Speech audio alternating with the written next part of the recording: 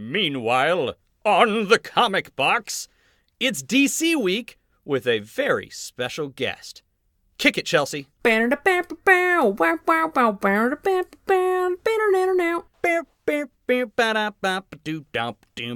Comics. Hey everyone, welcome to issue... we stopped and restarted the recording and I didn't actually think to double check this. I'm going to say issue 63. You know what? I have a mouse. We're going to go. I'm going to pretend I'm doing da-da-bow music people are listening to. This is issue 64 of the Comic Box, part of the Geek to Geek podcast network. I recorded yesterday with Joe, and so, yeah, hooray. Anyway, as you might have heard, there was a different voice at the beginning that was not Liam. Joining me this week is Cheslea from Tea Time with Katie and Cheslea. Hello. Hello, everyone. And her show, your show, is the newest member of the Geek to Geek podcast network. Welcome. Yes, I'm so excited. We are both so excited. We just launched our episode announcing a couple days ago, so we have a whole episode talking about all of you guys on the network. Yes, it was good. I enjoyed the well, you called us all creepy, but... What? Oh, yes. No, just because we heard that you were all listening to us and we were all exactly. like, oh, no. Yeah. And it totally was people pitching out ideas of, oh, what show should we add? And it was through Kenny, through BJ, right, from the Dumbbells and Dragons podcast, through Beej of the Geek to Geek podcast, I think was the first time we had your show suggested to us. And so, yeah, we were all like, oh, well, okay, we'll go and listen to a few episodes. But no, I do enjoy it. And then you guys actually read my review, I think without realizing that it was me or who I was, because it's just through my Twitter, which is Nobi, and it doesn't actually have my name on it. But it is true. I thoroughly enjoy your show because you guys have more fun than anybody else on any of the other shows that I listen to. Because you're just constantly laughing and having a good time, and it's very refreshing, even if, I'm not necessarily... I think the target audience for like your biggest crushes growing up episode, it was still a fun. I know it was still a fun episode. That's good. I'm glad you enjoyed it. Yeah, we're just two best friends that absolutely bonded over pop culture. We have a big a circle of friends that are all obsessed with like just all kinds of geeky TV shows, like Doctor Who. That's like the biggest one that links us all.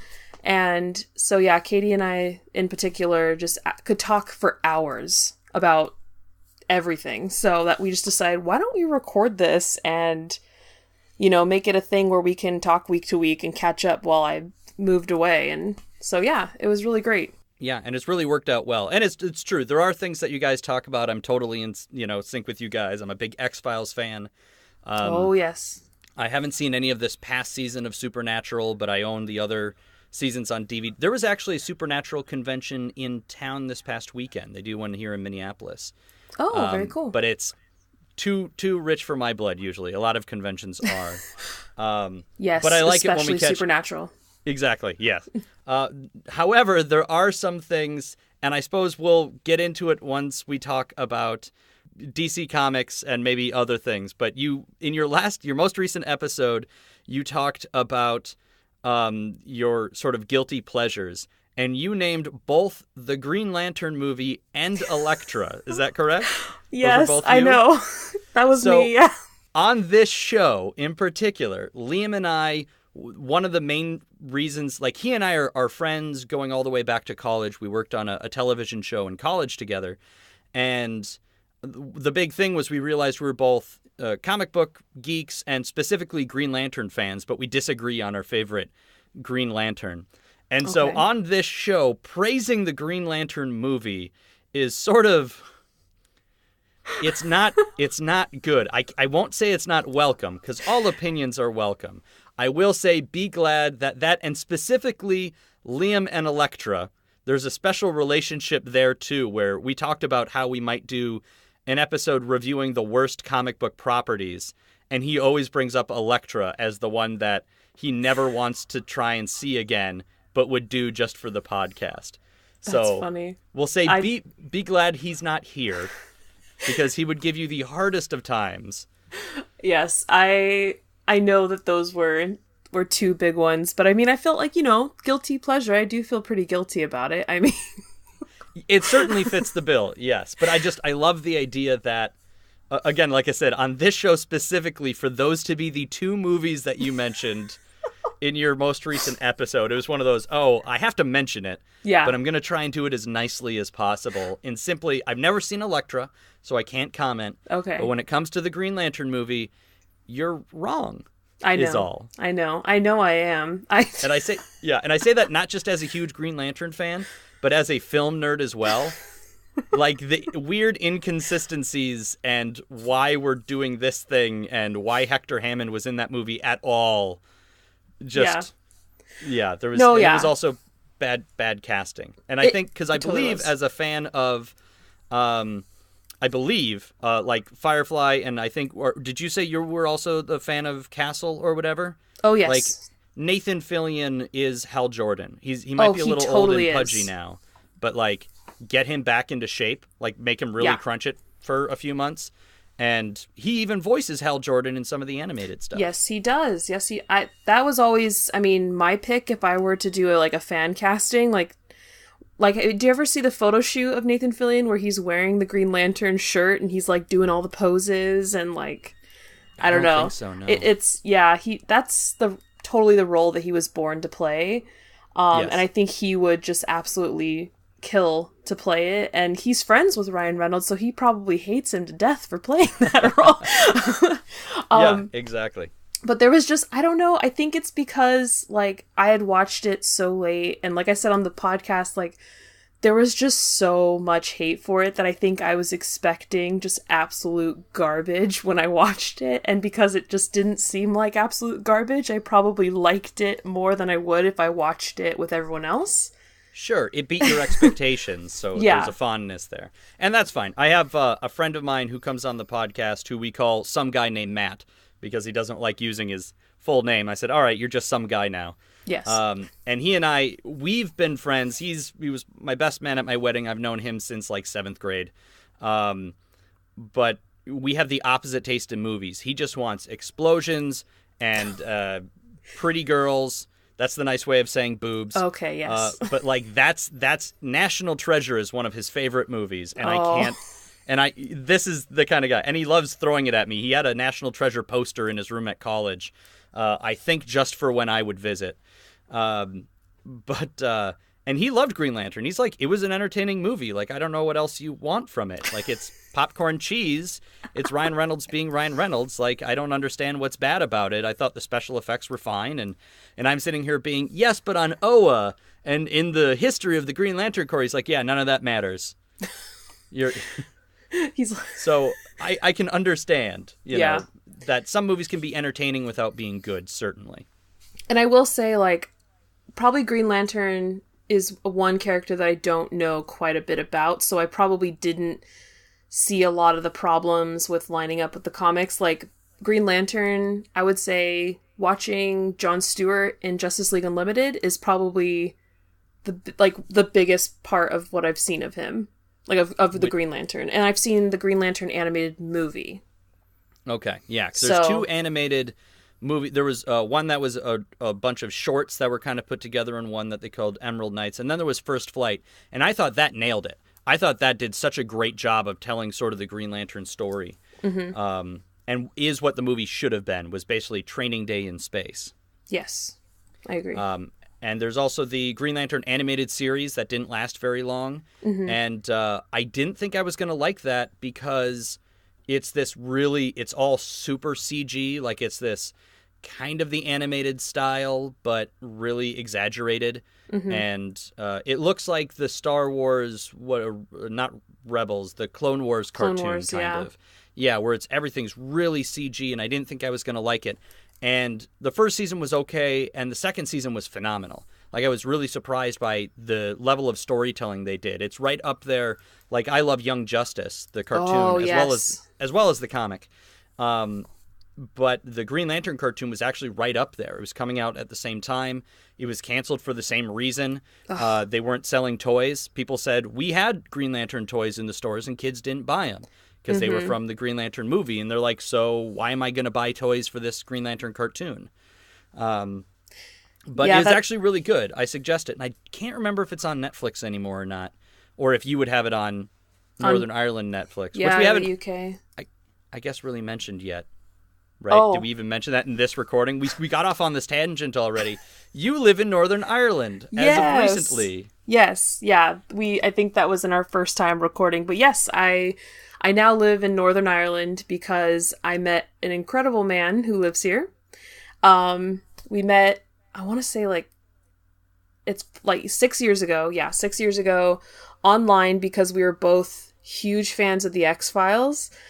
I used to actually be a host on an X-Files podcast, way back in the early days of podcasting. Well, kind of early days.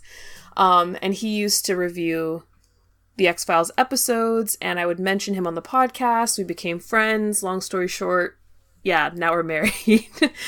That's fantastic. What a wonderful way for people to bond. So I guess, totally unrelated, what did you think of the revival season? Okay. I mean, it's probably the same as everyone has said, but 3 episodes were good, 3 episodes were meh.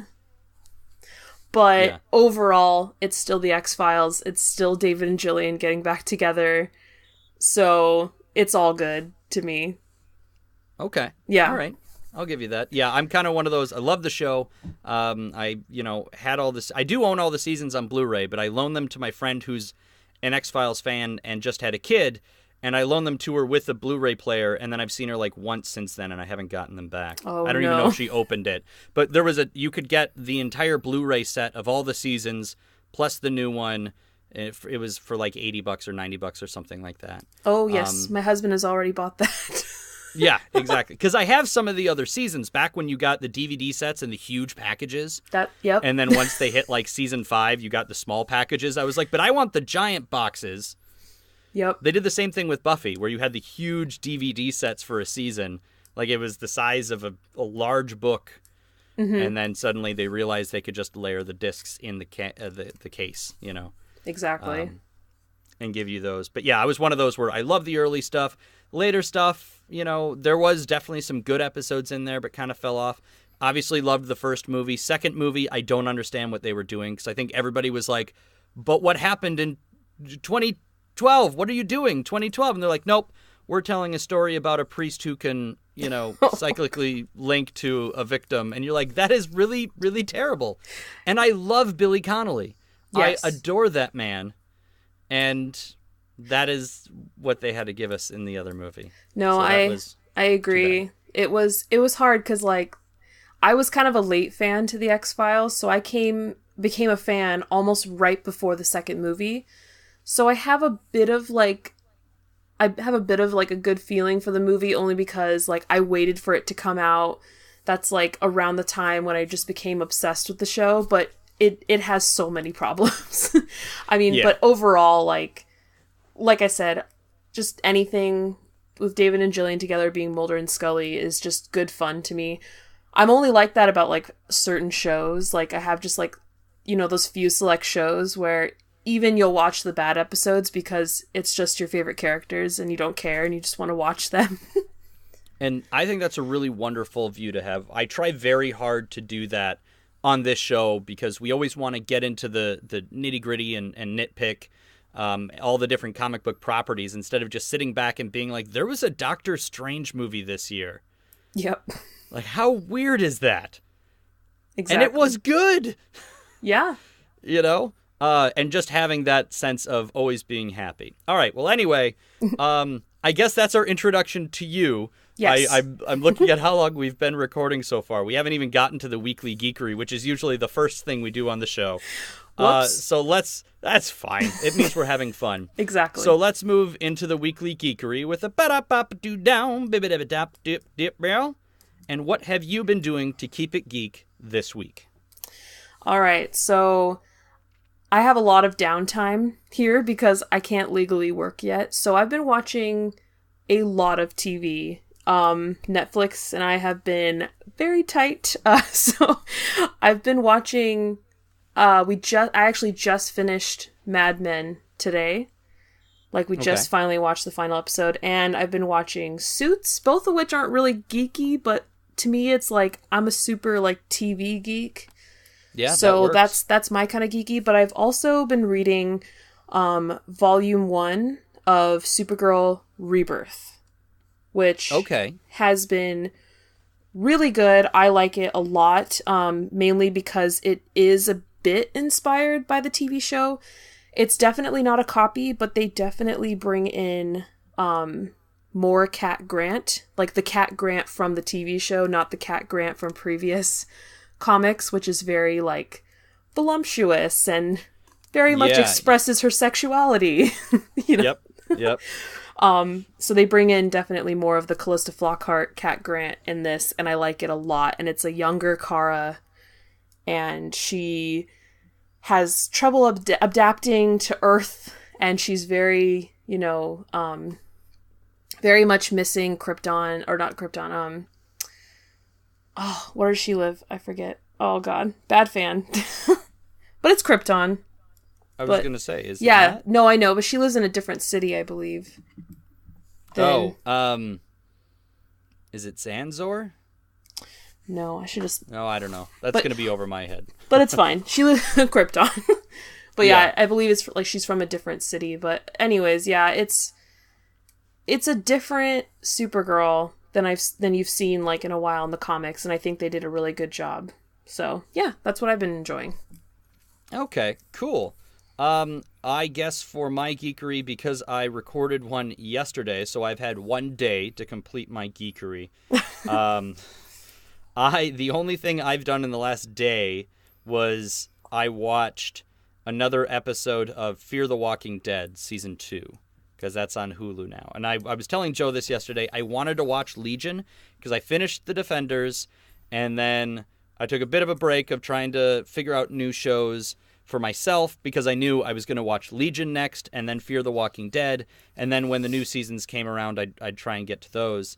Because I recently watched the season 3 of The Flash, because that's on Netflix. Ooh, yes. I haven't touched Arrow or Legends, and I've only seen like 2 episodes. I saw the first crossover episode between The Flash and Supergirl, and the pilot for Supergirl, and that's it. And neither of those really convinced me that was a show I needed to watch. Mm-hmm. Because usually when I'm watching TV, it's with my wife, and she doesn't care about any of the comic book stuff, so we've been rewatching Parks and Rec. Oh, yes. Because that's a good show. Yes, it was, and that was one of those, she and I will do that where we'll pick a show and just watch through it. So we used to do Buffy all the time, or Friends, because she has every season of Friends. Back when we were poor and living in Duluth, Minnesota, and before the days of Netflix being a streaming service, we just grabbed the DVDs and we would rewatch Buffy or rewatch Friends. And then like we watched all of Cheers, which is still clearly one of the greatest sitcoms of all time, like episode for episode, was so well done. So anybody out there who's afraid of it just because it's an older sitcom, like, go and give it a shot. The fact that they don't have cell phones does not ruin it. It's really sharply written.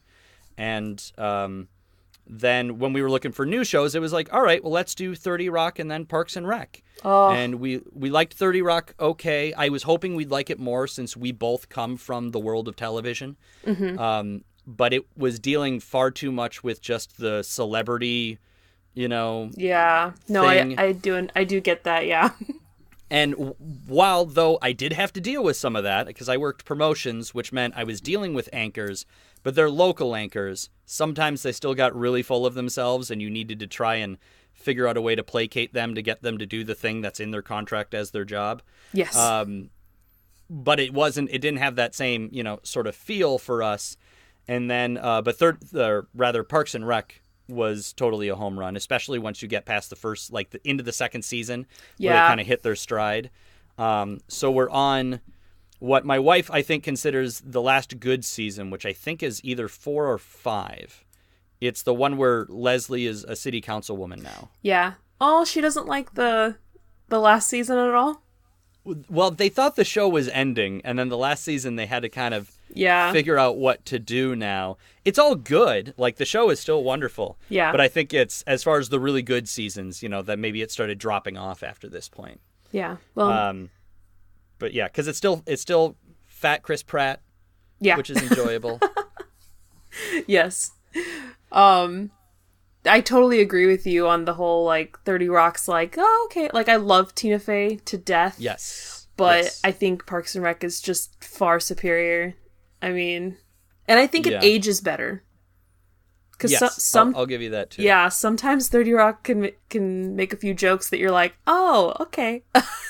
Yeah, exactly. I mean, there were some that totally hit home for us, like when they did the HD stuff, and then you see every little mark. Like, we had to live through that. Yes. So, because my wife used to be on air, and when we did the HD, shifting where everybody went to HD, like, you have to completely relearn how to do makeup for both men and women on air.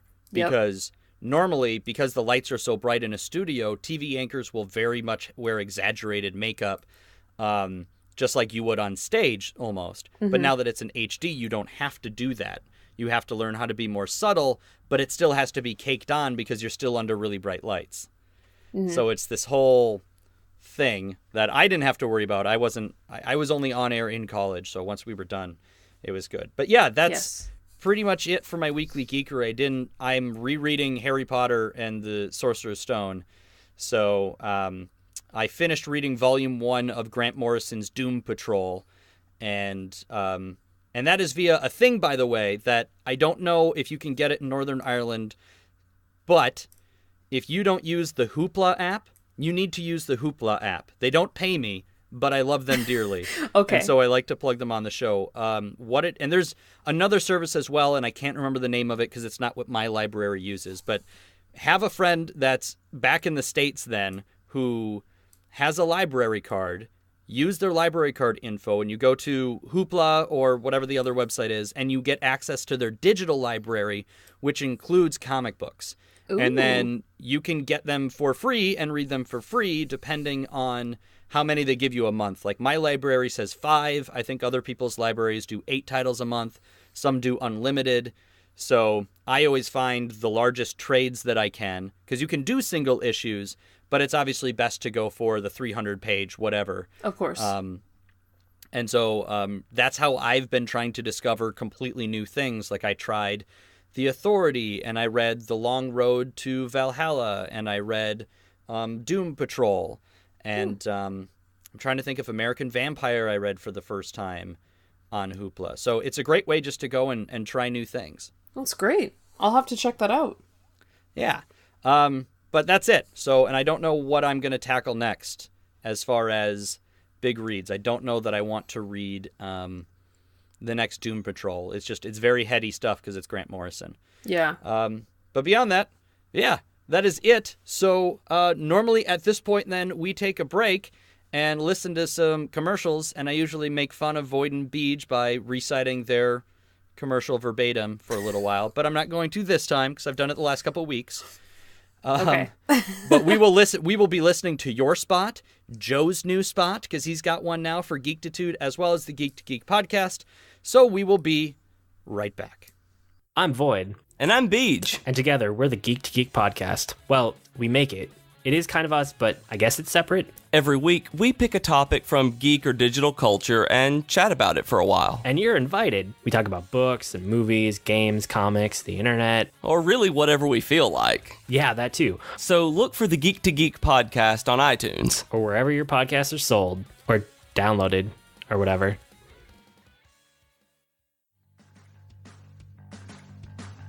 Hi, my name is Joe Hogan, and I'm a geek. And if you're currently listening to this, there's a good chance you're a geek too. So check out my podcast, Geektitude. Each week, I talk with somebody about their geek aptitude. Sometimes I talk to people in a geeky profession.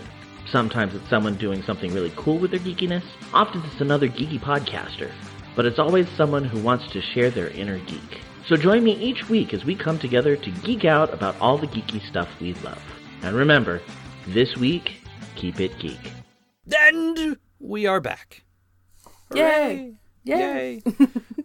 This is the part where I say we are part of a podcast network, the Geek to Geek podcast network. So please remember to go and listen to all those wonderful shows. And because none of us spend money to advertise in any way, shape, or form, we would really appreciate it if you would give us a star rating, type up a review, because we do read them, and they are most welcome. Yes, definitely. So for our topic of the week this week, obviously we didn't really need one. It sounds like we were to just talk about whatever, but we had specifically chosen DC Comics because you're a big DC fan.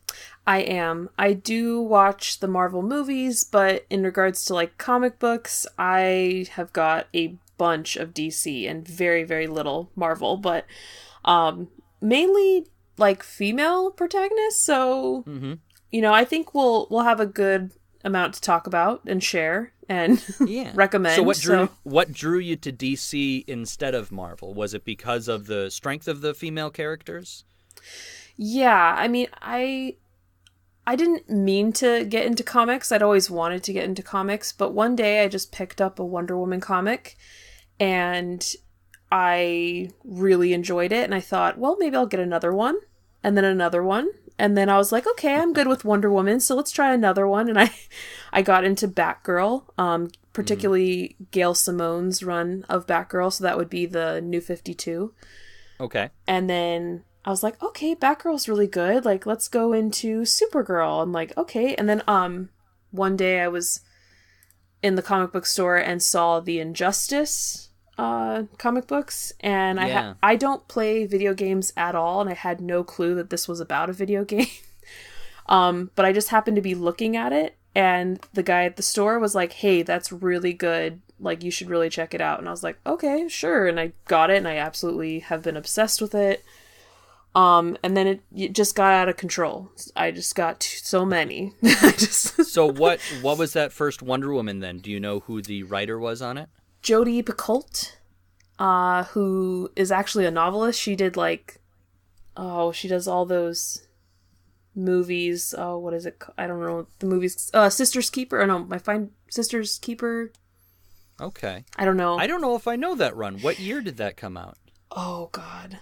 Or was that like an independent like trade, or was it it was a single issue?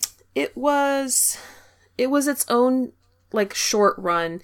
It was kind of in a weird time where Wonder Woman, it didn't have volume 1, volume 2. It was kind of doing its own short little runs. So it did like Who is Wonder Woman, which is okay. Then it did that run with Jodi Picoult, and then it did Amazon's Attack, which is awful. don't read it. It's awful. Okay. And then I know what you're talking about now. Yeah.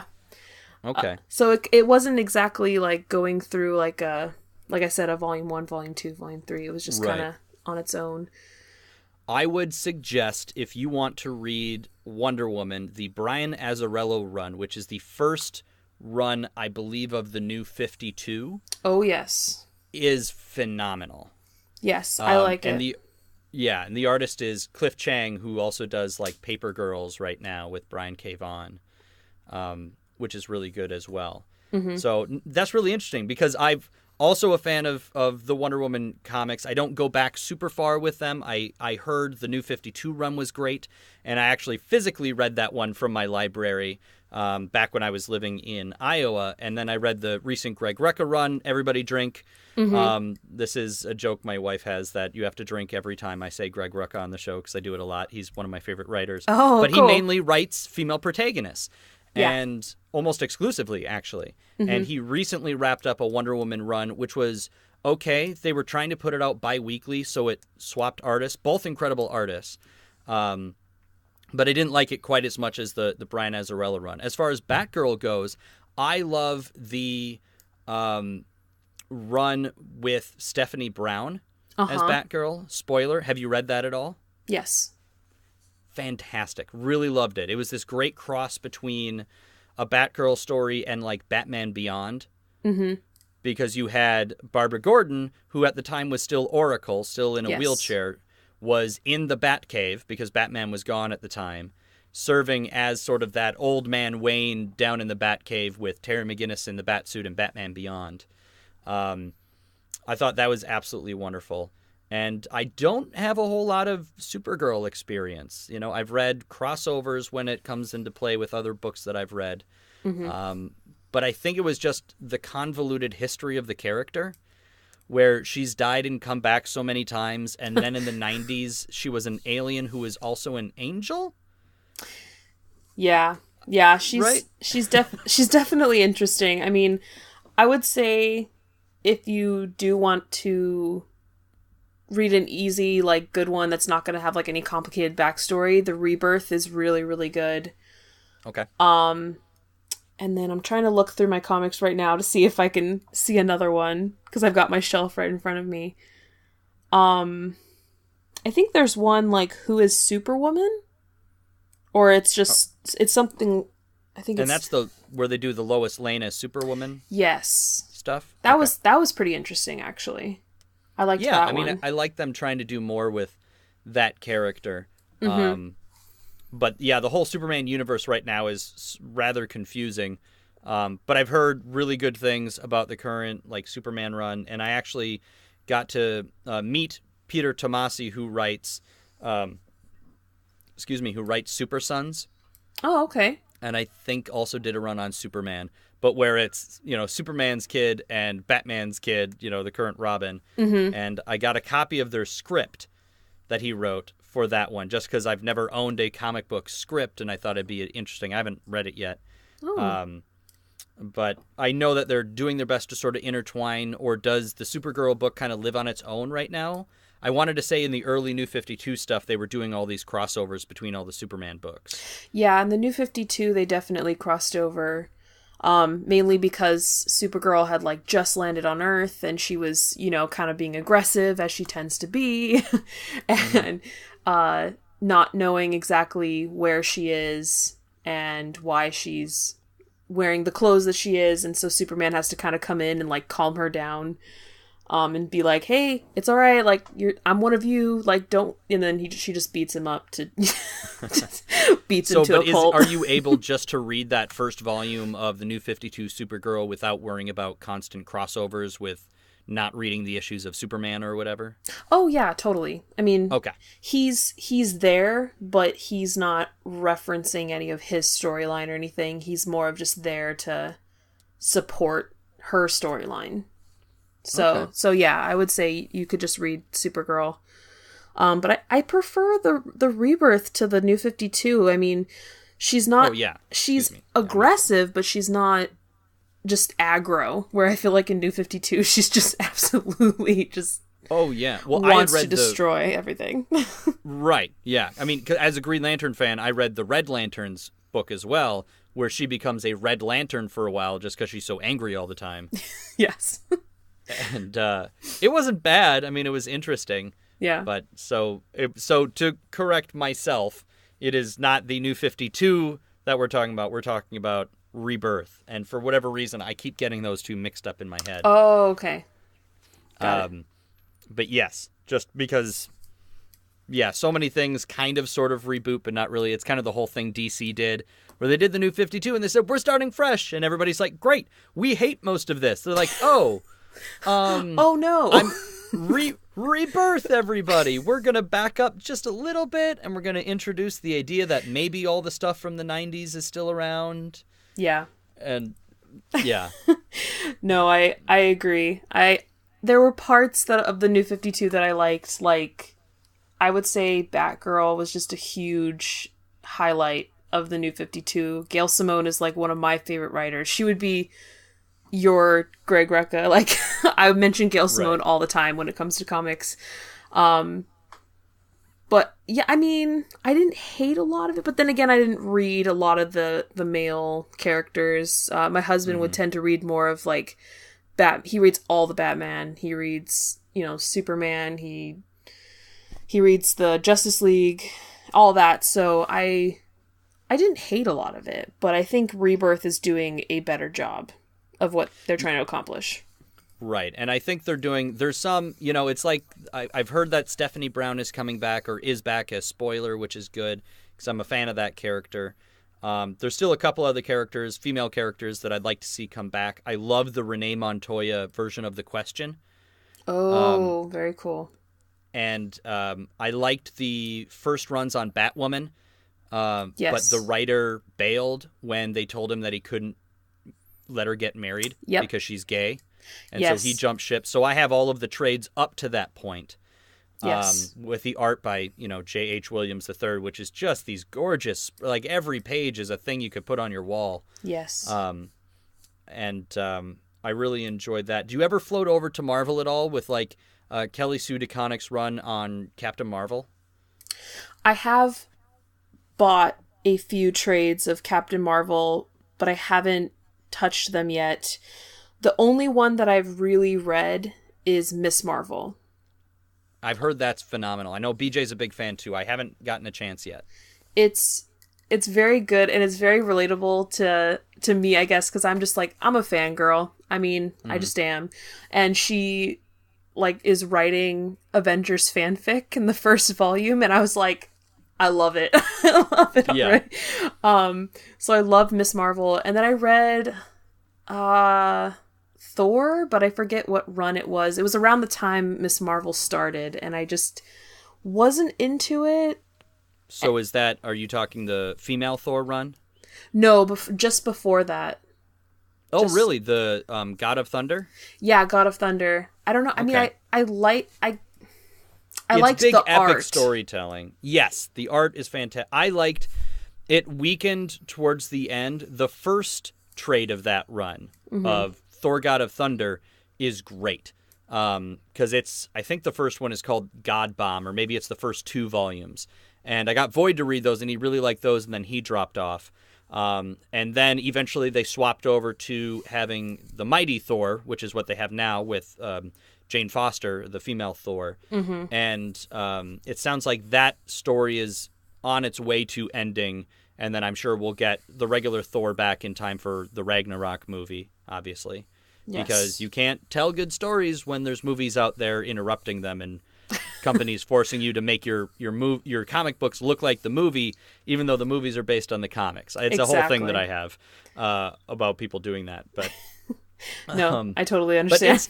I am reading Mighty Thor. I am enjoying it. I really like Jason Aaron's take on her as Thor and the way that they've played up the idea of everybody being like, Thor's not a girl. Like, he's directly answering sort of the fan backlash to the point where, she fights the Absorbing Man and Titania, and she's just like, look, girl power, I support what you're doing. You can go ahead and lock me up now. Wow.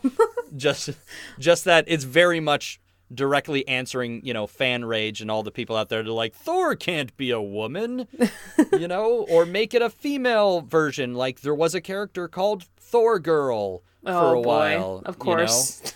And it was like, no, I think they did the best they could with it. Or the same with the female Iron Man. And so I don't know if she was always going to be called Ironheart or if they just changed the name because it was bothering people.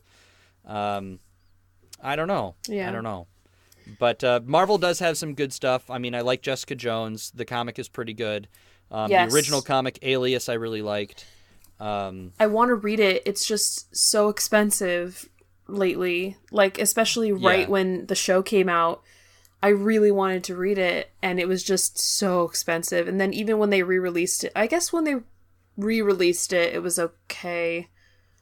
But just moving to Northern Ireland, I had this whole year where I couldn't buy comics, and it was very sad. See, again, the Hoopla app. Yes. Or I couldn't tell you what libraries are like over there. If they are like libraries here where now they start having lots of comics that you can go and just check out a trade. But I don't know. Probably not anywhere near where I live. Yeah. I live out in the country, but it's okay. Right. But like I said, Hoopla or DC doesn't really have like a Marvel Unlimited for those books, but Marvel Unlimited might have Alias on there. I don't currently have a subscription.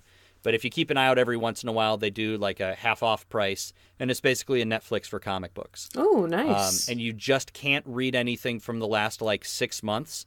But beyond that, they got a ton of stuff in there. That's great. And so, if you ever just feel like you want to binge a bunch of Marvel comics, you spend $8 or you do the free trial or whatever the deal at the time is. And, just read until your eyes are all blurry and you can't read anything anymore. Yes. So, as going back to DC Comics then, are there other series that maybe aren't around anymore, that aren't currently going, that you're a big fan of? Anything you went back to find and read? Ooh, okay. Probably, once again, the Gail Simone run of Wonder Woman. Okay. Because it was weird. So, like, obviously Wonder Woman was the first character that I got into, but I found the more that I read, the more that I actually didn't like. Okay. I mean, I loved the new I liked the new 52, but it was like I wasn't a big fan of the 80s, like the 80s run, just because I can't even look at the hairstyle. I was gonna say I'll be the George honest. Perez giant hairdos. I can't. That Diana Ross hair. Yes, it's just so bad. It's just so bad. Like I said, Amazon's Attack was just awful, and if you look at the reviews of that, it's just so bad. Yeah. But yeah, I don't know, like I struggled with finding that the more that I read, the more I was like, oh, this isn't really doing the character justice.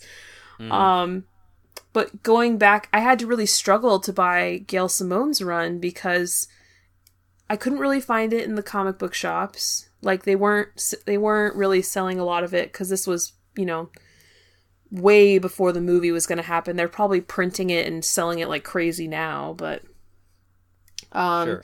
I had to buy like used copies on Amazon that like were from a library previously, so they have like the weird stickers on the side, and like Yep. some of them are hardback and some of them are paperback, and like but it was worth it because they were really good.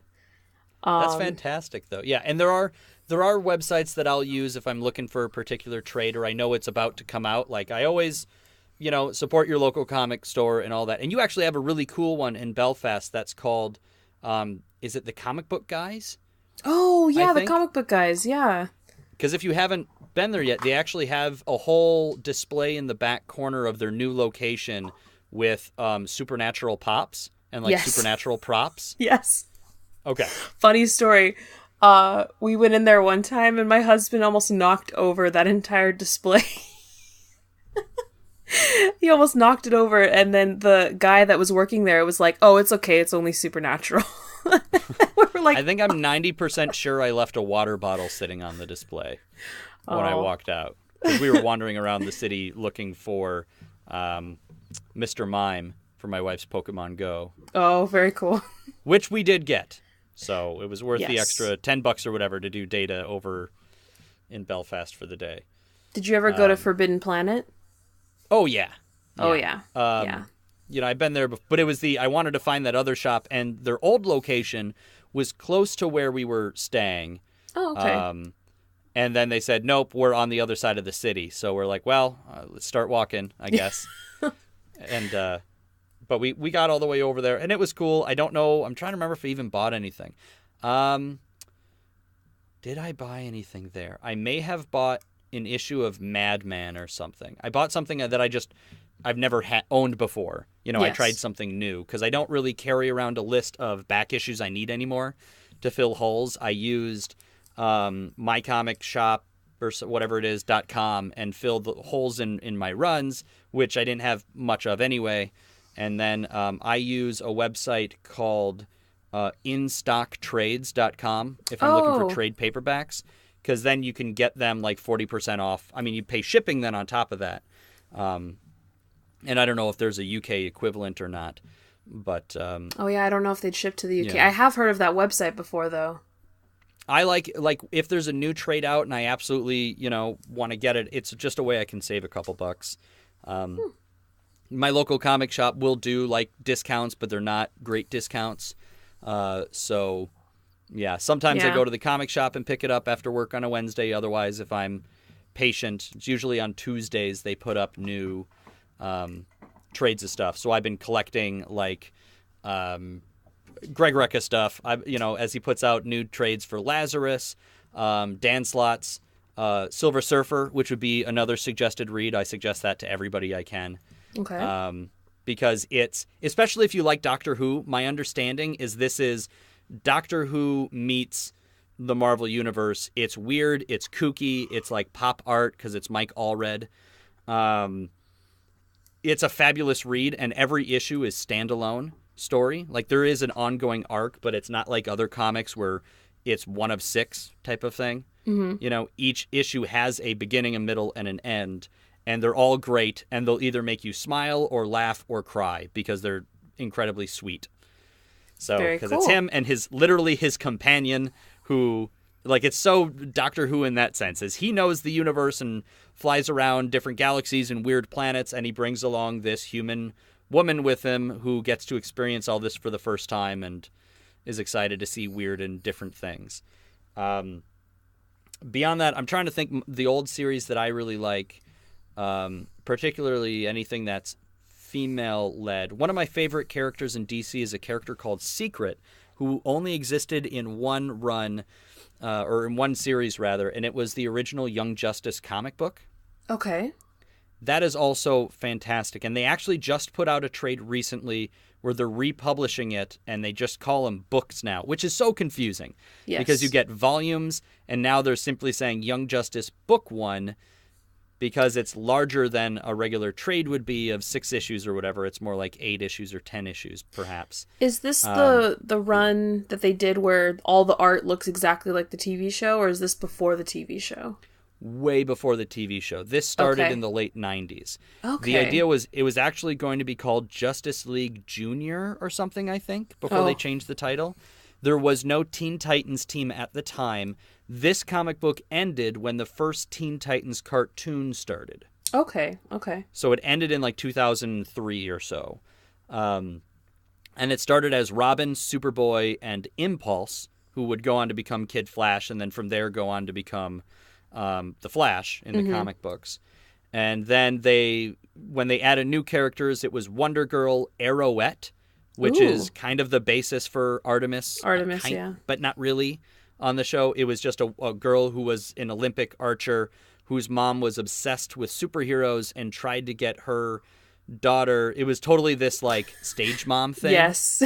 Except with superheroes, because she was originally a character named Miss Arrowette who tried to fight alongside the original Green Arrow, and it's possible they were actually alluding to like a Golden Age Green Arrow story somewhere. Oh. And then gets carpal tunnel, has to quit being a superhero, and then trains her daughter to become like a master archer because she wants to live vicariously through her daughter. So it's this whole interesting story. That is interesting. And then there's Wonder Girl, and it's the same Wonder Girl that's in the Young Justice cartoon. So it's not Donna Troy, it's the new one. Yes. And then, so they added those two and a new character called Secret, who, for lack of a better term, is a ghost. Ooh. It's basically a girl who's sort of in mist form and can become solid for short periods of time. Grew up in like this hospital for superpowered children that was like a prison, so doesn't know anything. So she's like this very, I don't know what's happening, but boy, you guys are nice and you freed me, so you're my friends now. Aww. And ends up having like a crush on Robin. And so there's a big fight when Spoiler shows up because she realizes Robin kind of has another girlfriend. It's fun. It's a fun book, and I suggest the original Young Justice comic to everybody. Excellent. Yeah. I'm trying to think if there's anything else that's on the DC side that I ever really got into that was female-led. I'm sure there's ones that I'm forgetting, but I know it was mostly that run. And then as far as my female-led comics, did you ever read the Buffy continuation from the TV show? I didn't. I should. I think, I'm trying to look at the shelf here. No, I don't think my husband has the comics. But I do love the show. I actually watched Angel first because I watched Buffy and Angel quite late, but I watched Angel first, and I really love Angel. And I kind of wish I could read those comics. Yeah. But there's yeah. those too. Yeah, I did a massive read of sort of everything, all the continuations, and Angel's interesting, and because they have the After the Fall comics, which talks about sort of what happens after the end of the show, and then it gets into eventually Angel and Faith is the name of the comic, and now I think it's just back to Angel season whatever they're on now, like it's season like 11 for Buffy or something. Oh, cool. I actually kind of dropped off. Well, I read it digitally from time to time, but it was the only comic I was still getting in actual floppies, if you will. Uh-huh. Monthly issues for Buffy, and I realized I wasn't reading them. I would just stack up. So it's all right, I'll wait, or I'll go and I'll do it digitally at some point when it's cheap to do so, because sometimes you can get digital comics when they're not new for like $1 a piece or $2 a piece. Oh, nice. So it's a much nicer way to go about it.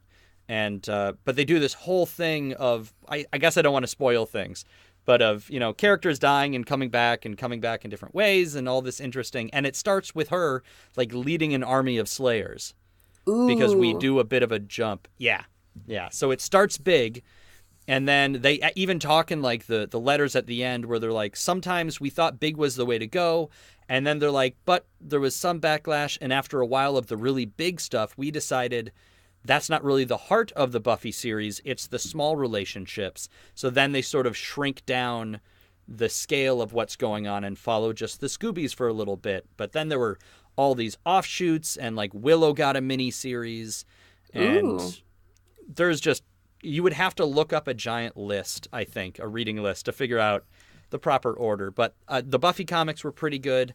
There's also the X-Files season 11 or whatever comic. Oh, yes. I've read a bit of season 10, but then I dropped off for some. I think I just couldn't buy them all the time. It was, it was all about Gibson praise. Mm-hmm. And I really enjoyed the angle the comic book took.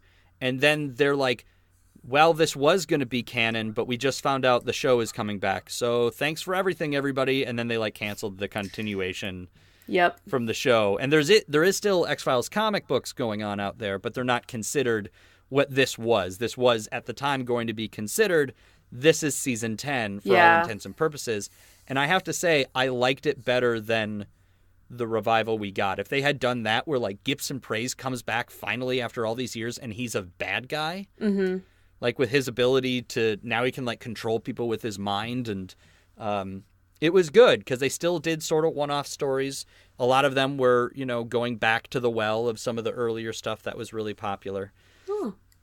But it's good. So I guess last question then for you when it comes to DC. Is there anything out there you haven't read yet that you super want to get into? Yes. Birds of Prey.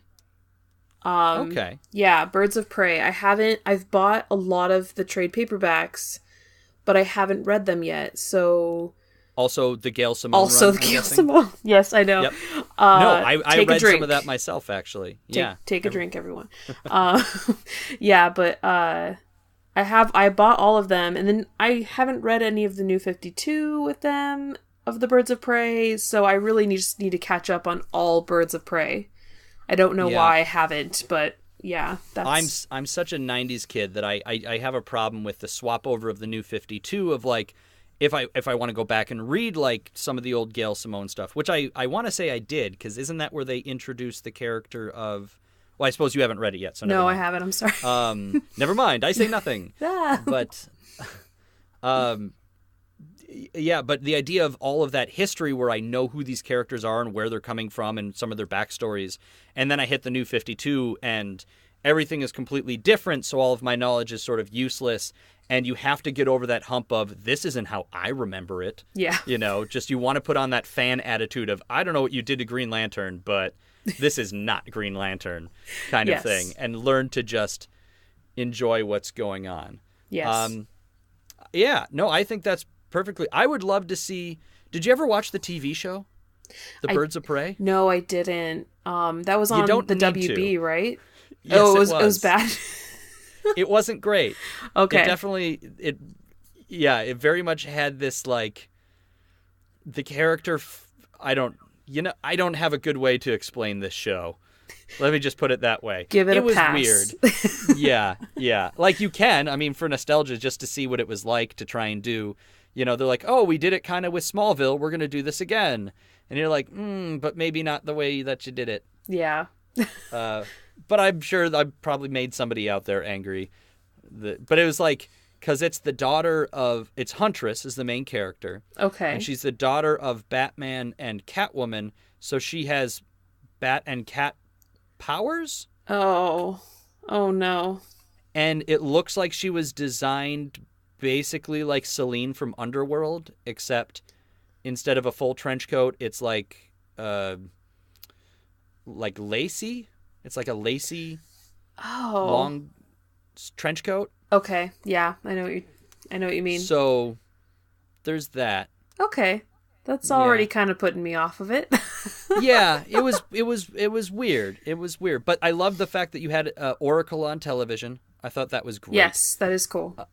I really wish we could have gotten Oracle in the Justice League Unlimited cartoon.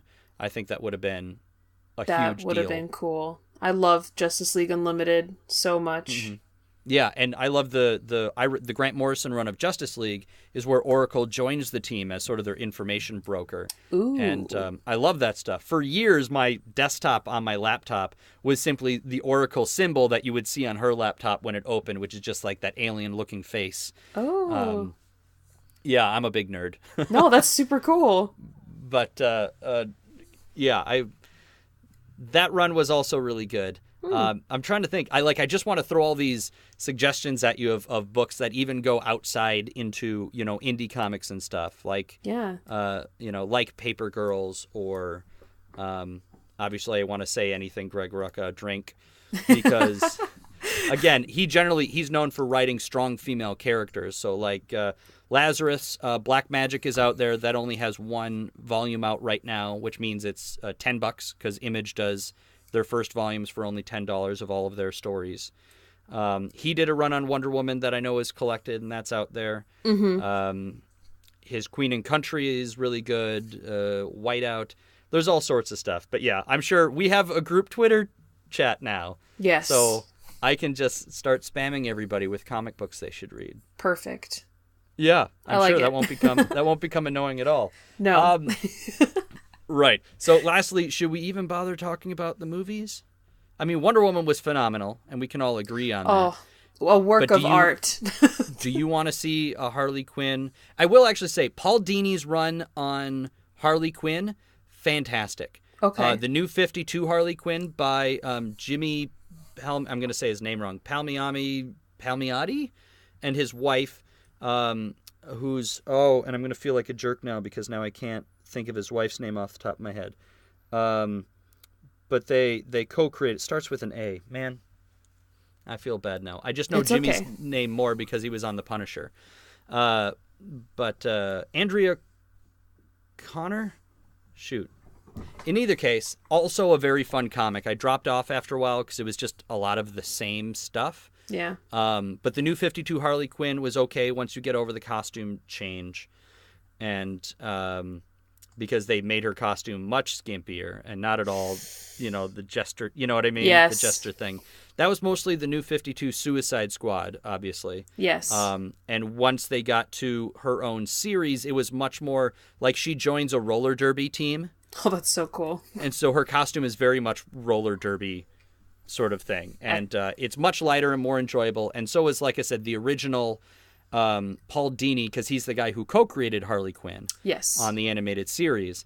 His run on Harley Quinn was great because you see like the ultra violent she does in real life, and then it flips to what it looks like in her head, and she's literally living in a cartoon. Oh. Because in her mind, I'm going to hit you on the head with this big hammer, tee-hee, Yes. And in reality, she's murdering people. Yes. So that's really good. Yes. So that would be another suggestion. But I don't know. But there's a movie coming up, and I don't know how much I'm down with the movie version of Harley Quinn. I struggle because I love Margot Robbie, and I think she really likes the character, but I think even she struggles with the whole Joker Harley being romanticized. Yes. I have a real just like ick factor with that whole relationship. Like, I like the characters separately, and I like it when the characters are shown as an unhealthy relationship. Like, you're not supposed to like them together, guys. Exactly. You know, Stockholm syndrome. Like, it's not a good relationship. But when people are like, "Oh, Harley and Joker, like relationship goals," I'm like, "No, that is not the point." It is not.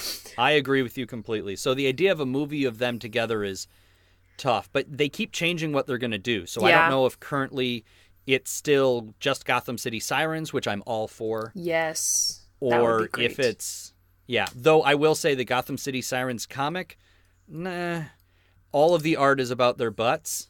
Oh. You know, it's one of those types of comics where you're like, that's really like, nope. Unnecessary. You know?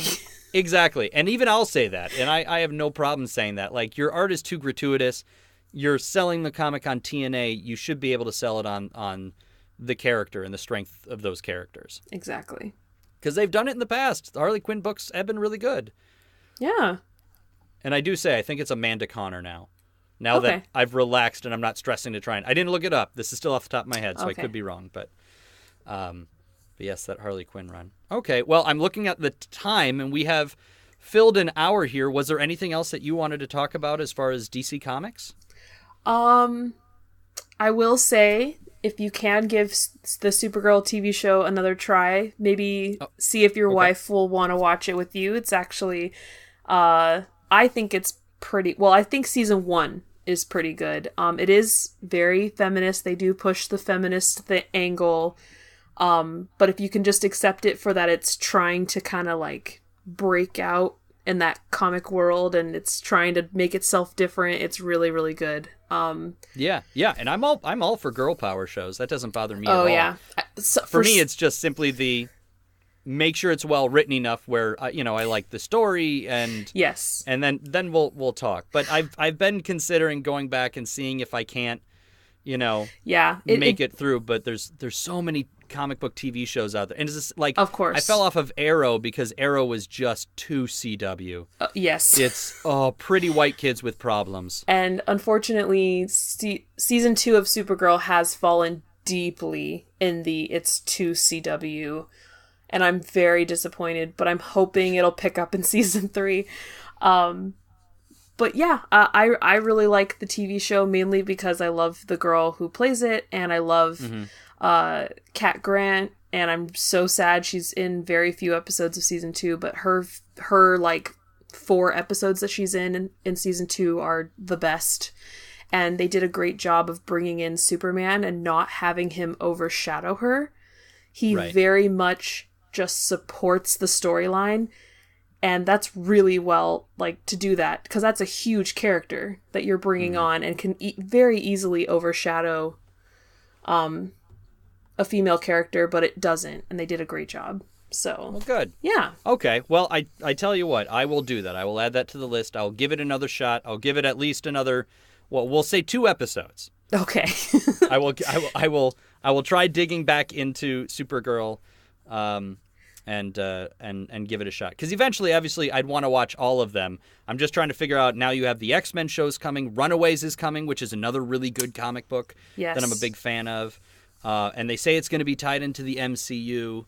And it's just one of those, like, there are only so many hours in the day, and if my wife refuses to watch all comic book things, that means I'm going to get maybe a couple episodes in a week, if that. And that's like, if I get up early and, like, watch an episode while I'm walking on the treadmill in the morning or something like that. Of course. But yes, I will do that. I will report back. I will say, if anything, like, if you can only get an episode in every once in a while, the Red Kryptonite episode, I'm trying to think of what the episode is called, but it's the episode where she obviously gets infected with red kryptonite, and it's got so many references to the original Superman movies, and it's just really, really good. So that's just that's fun. That's a fun one you can watch probably on its own, I think. Okay. All right. Well, I will definitely check that out then. And I know Void will do the same thing where he's not sure of a show. He'll just look up and say, what episodes do I need to see? Yeah. And then if it's only 3 or 4 for a season, you know, he'll tackle it that way. Yeah. But the Red Kryptonite. All right. You got it. Cool. I will absolutely do that. Why don't you take us into the end of the show? All right. I don't remember what the end of the show is. I'm so sorry. You just got to do some ba-da-da-bop-do. Oh, okay. Ba-da-do.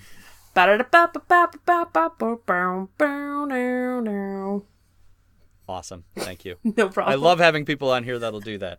All right. So we are going to say that that's it. I would like to think as far as the poll list, our homework for this week was to dig up our favorite old DC reads. I think we all have stuff going forward. So once the month officially swaps over and I get Hoopla things, I will absolutely go and read Supergirl Rebirth. And I will give the Red Kryptonite episode of Supergirl a shot. As far as the things that I suggest, I guess still that Brian Azzarello run of Wonder Woman and the original Paul Dini run of Harley Quinn. Excellent. I will definitely give those a shot. Yeah.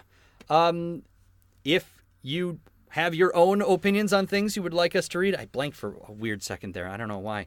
If you have your own suggestions, you are welcome to send it to us. We are all over the social medias.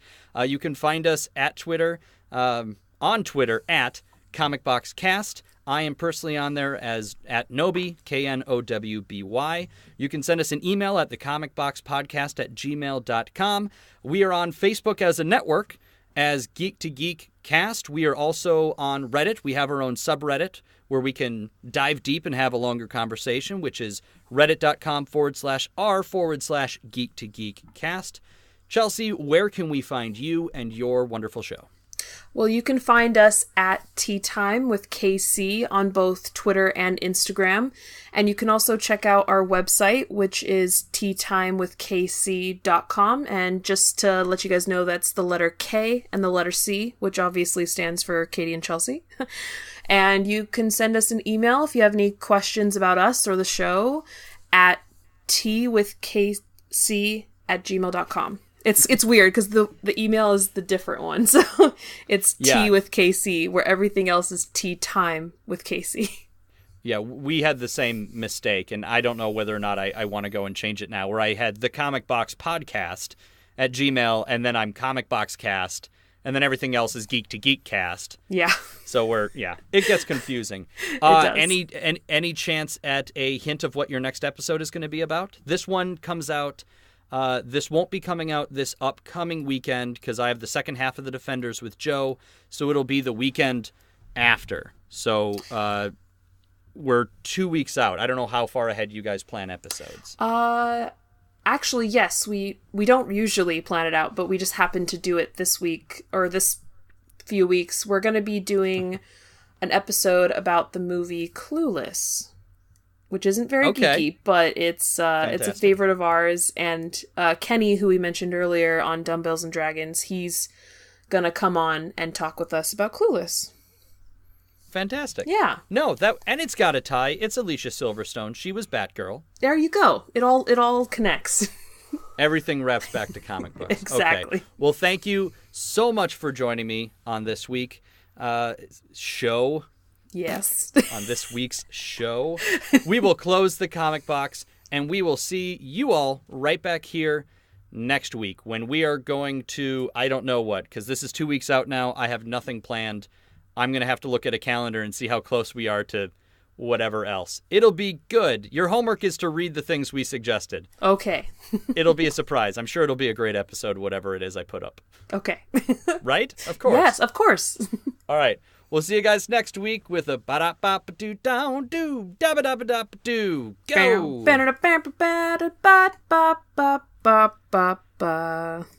The Comic Box talking about DC and ba-da-ba-doo-dum, you can throw in a chicka-pa-cha. Hey everyone, I'm Katie. And I'm Chelsea, and we're the hosts of the podcast Tea Time with Katie and Chelsea. We are two best friends who love pop culture. We try to have a female perspective on things, but we really just talk about anything we like. What are some recent topics we've done, Katie? Well, we've talked about girl power songs, Wonder Woman, Veronica Mars, young adult fiction novels, San Diego Comic-Con, and so much more. So grab your cup of tea or whatever your drink of choice is and download our podcast on iTunes or Stitcher and start listening today.